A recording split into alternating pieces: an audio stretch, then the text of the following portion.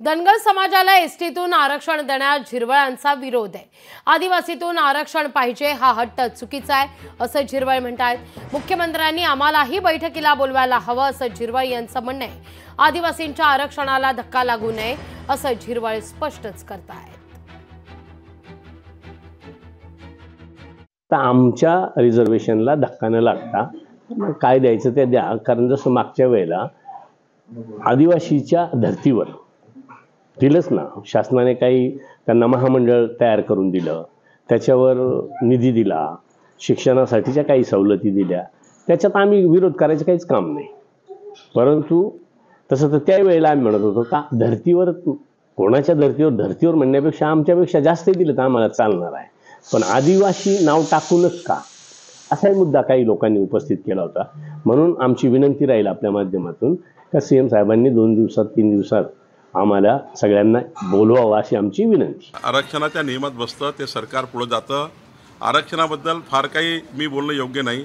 नियमाप्रमाणे ज्यांना ज्यांना संविधानिक पद्धतीने आरक्षण देण्याची पद्धती आहे त्या पद्धतीनं तिथे आरक्षण मिळत असतं। बैठकीच्या अनुषंगानं या असलेला GR आपल्याला धनगर समाजाला काय देता येईल किंवा त्यांचं समाधान कसं होईल यासाठी एक समिती नेमलेली आहे।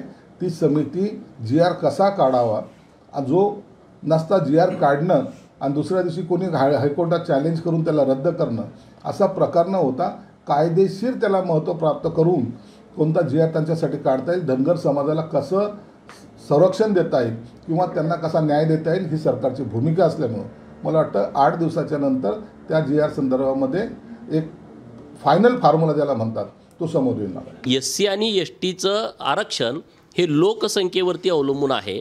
त्यांच्या लोकसंख्येप्रमाणे त्यांचं विधानसभा, लोकसभा, मग खाली झडपी असतील, पंचायत, त्या लोकसंख्येप्रमाणे आरक्षित निश्चित केलं जातं। आणि त्यामुळं जेव्हा धनगर समाजाच्या आरक्षणाची अंमलबजावणी होईल तेव्हा धनगरांची लोकसंख्या मोजली जाईल आणि किती लोकसंख्या आहे त्या पद्धतीनं त्या STच्या रिझर्वेशनच्या टक्केवारीमध्ये वाढ होईल। आणि अशा अनेक राज्यांनी केलेली आहे। तेलंगणा राज्यामध्ये STचं रिझर्वेशन हे 6% होतं, तिथल्या राज्य सरकारनं ते 10% केलं। आता काय काय राज्य आहेत की तिथं 60% आदिवासी रिझर्वेशन आहे, काय काय पूर्ण आदिवासी रिझर्वेशन आहे। हे टक्केवारीवरती ठरतं, त्यामुळं कुणीच याची चिंता करण्याची आवश्यकता आहे असं मला अजिबात वाटत नाही। मला असं वाटतं का आरक्षण धनगर बांधवांना आरक्षण देणं राज्यापुरता मर्यादित विषय नाही, तो केंद्रातच जाईल आणि केंद्रानंच ते आरक्षण द्यायचं आहे। आता इथं 2 वाद आहे, जसं OBC मराठा असा वाद आहे, तसा आदिवासी आणि धनगर असा पण एक वाद निर्माण होऊ शकतं। त्या वादाच्या ह्याच्यातून एक चांगला मार्ग कसा निघेल तेच लोकांना अपेक्षित आहे। काल या संदर्भात बैठक झाली।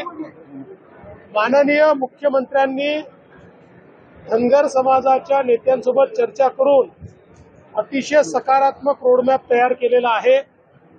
मी काल उपराष्ट्रपतींसोबत कार्यक्रमात असल्यामुळे मी त्या बैठकीला नव्हतो, परंतु मला विश्वास आहे की माननीय मुख्यमंत्र्यांनी सकारात्मक भूमिका घेतलेली आहे आणि त्या दिशेनं आपण पुढे चाललो आहोत। लोकशाही मराठी ऐका, पहा, जागरूक रहा।